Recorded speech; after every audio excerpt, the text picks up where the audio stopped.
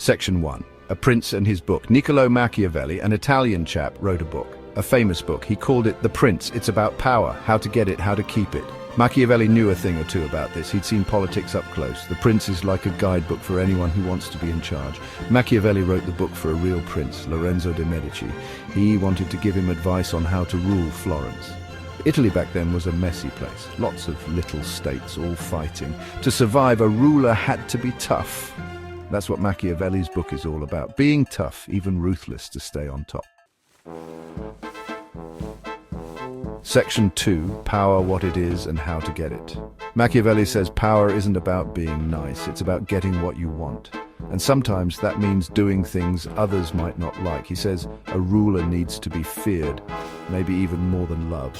Why? Because fear keeps people in line. Love is fickle. Fear is constant, but it's not enough to just be scary. A prince needs to be clever too. He has to outsmart his enemies. He has to make alliances, break alliances, whatever it takes. Machiavelli says the ends justify the means. In other words, if you win, it doesn't matter how you played the game. Section 3. Looking like a leader, even if you're not. Appearance matters, says Machiavelli. A prince needs to look the part. People should think he's generous, kind and religious, even if he isn't. It's all about image. A good ruler knows how to put on a show. Think of it like this. If you're selling something, you make it look good, right? Same with being a ruler. You're selling yourself to the people. You need to be the best version of yourself, or at least appear to be. Section 4. Friends and enemies, who's who. Knowing your friends from your enemies is crucial in the game of power. Machiavelli warns against trusting anyone too easily. Even friends can turn on you. He says it's better to be feared than loved, but never hated. Why? Because hate breeds revenge, and revenge can be a ruler's downfall. A wise prince surrounds himself with people who are useful. Not necessarily people he likes. Loyalty is important, but competence is even more so. Machiavelli's advice is harsh, but in the cutthroat world of politics, it pays to be cautious. Section 5. Lions, foxes and ruling like an animal. Machiavelli uses animals to explain his ideas. A prince needs to be like a lion and a fox. The lion is strong and brave, but the fox is cunning and sly. A good ruler needs both qualities to succeed. Sometimes you need to roar like a lion to scare off your enemies. Other times you need to be as clever as a fox to outsmart them. Knowing when to use which approach is the mark of a true leader. Section 6. Machiavelli in the modern world. Still relevant? Some people think Machiavelli's ideas are outdated.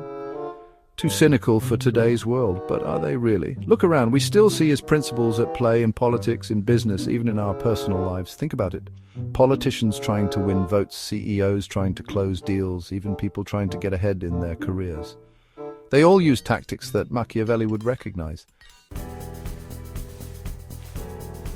Section 7.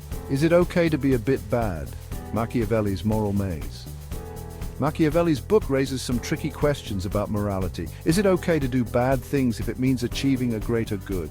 There's no easy answer. Some people think Machiavelli is saying it's okay to be ruthless. Others think he's just being realistic about how the world works. The truth is probably somewhere in between. Machiavelli wasn't saying we should all be villains. He was just saying that sometimes in a tough spot you need to be prepared to make tough choices.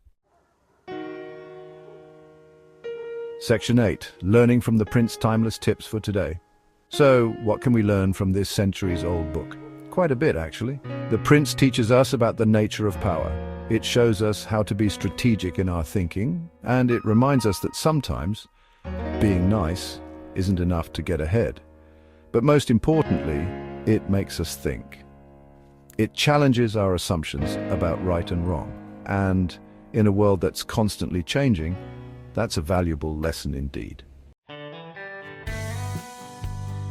Section 9. The enduring legacy of a controversial book. The Prince is a controversial book. Some people love it, some people hate it. But one thing's for sure, it's a book that makes you think.